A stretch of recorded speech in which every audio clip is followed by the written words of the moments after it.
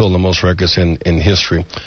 As you look back from that period, what we might call ground zero, to the period of your maturing and writing, who was your greatest influence in learning to write? You write so well. My greatest influence in learning to write music, I think this is where I was lucky. 'Cause in my opinion, I came into the factory of the greatest songwriters at that time and in the 60s. Holland Dozier Holland of Motown. These three guys were phenomenal. You know, Lamont Dozier, Eddie Holland. I mean, these guys were amazing. They wrote all the great Supreme hits and the four top hits. They just were amazing. And I got to learn and work with these guys. And I love some of the, of course, some of the Beatles stuff. And I love the Beatles music, actually. And I love a lot of the show tune writers, Richard Rodgers and Oscar Hammerstein and Lerner and Lowe and Harold Arlen and Johnny Mercer and, you know, these kind of show tune, because I love melody. I love the great Irish pub songs. I love English melody. But and the rhythms of Africa, which are the roots of rhythm, that's my favorite music, because I think that's the favorite music of the world, because all music is derived from that. I mean, Africa is music. It is the origin. You know, it is the dawn of existence. And so you can't avoid that. So that's in everything that's been influenced, you know, by myself. But so much, as you went through these stages and you began to write and sing and dance, did you have like a dancing coach? No, I never studied dancing before. It always came natural for me. Whenever I was little, any music would start and they couldn't set me down. They couldn't tie me down, actually. And even to this day, if somebody plays a beat, I'll start kicking in, making counter rhythms to the beat I'm hearing.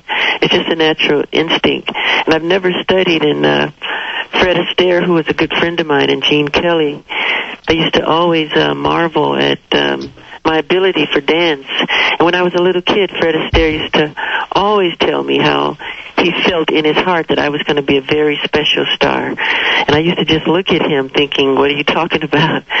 But he could see, you know. Michael, where did the moonwalk come from? The moonwalk is a dance that I would love to take credit for, but I can't, because I have to be completely honest here. These black children in the ghettos they have the most phenomenal rhythm of anybody on the earth. I'm not joking. I get a lot of ideas from watching black children, and they have perfect rhythm. So just riding through Harlem, I remember in the early, late 70s, the early 80s, I would see these kids dancing on the street, and I saw a kid doing this kind of sliding backwards, this kind of illusion dancing, I call it. And I took a mental picture of it, a mental movie of it, and I went into my room upstairs in Encino, and I started to just do it and dance and create and perfect it. But it definitely started within black culture, no doubt, and that's where it comes from. Well, then, kind of connected to that piece of it, while you were dancing, did you watch Don Canese and Soul Train? Oh, I love that show. Are you kidding? Of course I did. I would wait for the Soul Train line. They would have a line they would make of like a wall of people.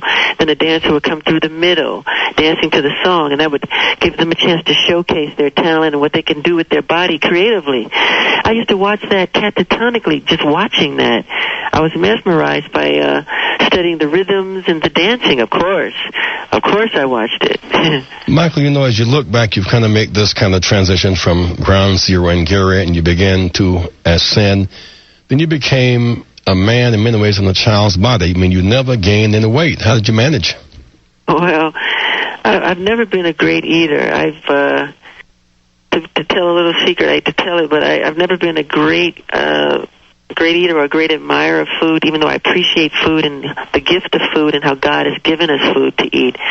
But my mother has always had a hard time with me all my life, forcing me to eat. Elizabeth Taylor used to hand feed me at times, because I do have a problem with eating, but I do my very best, and I am eating. Yes, I am. So I don't want anybody to think I'm starving. I'm not. But my health is perfect, actually. You maintain this weight, man. That's what people are most jealous of and excited about. No, my health is perfect, actually. I'm a great believer in holistic natural foods and eating, and where I eat, and herbs and things.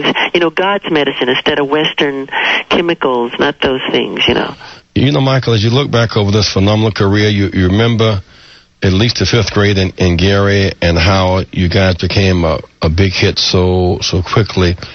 What do you remember? What is to you the high point? You know, I've asked people all week long the high point. To them, it may have been Thriller, it may have been Beat It, it may have been some performance. What for you represents a kind of high point? Well, one of the great high points, I would have to say, because I remember before 82, like early 80s, I had done an album called Off the Wall, and Off the Wall